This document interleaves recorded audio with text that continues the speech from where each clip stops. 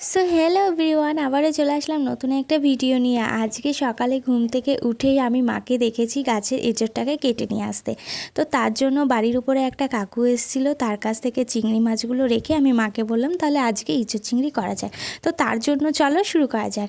আজকের ভিডিওটা ছিল এঁচোড় চিংড়ির রেসিপি। তো আমি এখানে আগে কিন্তু সব কিছু গুছিয়ে নিয়েছিলাম, তারপরে কিন্তু মাছটা আমি হালকা আঁচে ভেজে লাল লাল করে তুলে নিয়েছি। আর এই এঁচোড়টা ছিল আগে থেকে সেদ্ধ করে রেখেছিলাম কেটে। তো সেদ্ধ করার পরে আমি হালকা কিন্তু তেলে অল্প ভেজে নিচ্ছি, তোমরা চাইলেও ভেজে নিতে পারো একটু হলুদ দিয়ে।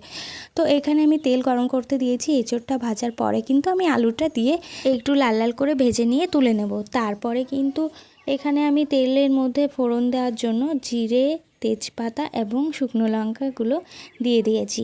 তারপর একে একে আমি বেটে রাখা মশলাগুলো ভালো করে কষিয়ে নিচ্ছি। হালকা একটু লাল লাল হয়ে যাওয়ার পর কিন্তু আমি এঁচোড় আর চিংড়িটা দিয়ে আবারও ভালো করে হালকা একটু জল দিয়ে নাড়িয়ে নেব। তো এখানে আমার মশলা কিন্তু প্রায় কষানো হয়েই গেছে। তো তার মাঝখানে কিন্তু আমি একটু আমার রান্নারও গন্ধ শুঁকে নিলাম। তো এরকম রান্না করতে করতে কে কে গন্ধ শুঁকতে ভালোবাসো অবশ্যই কিন্তু কমেন্টে জানিও।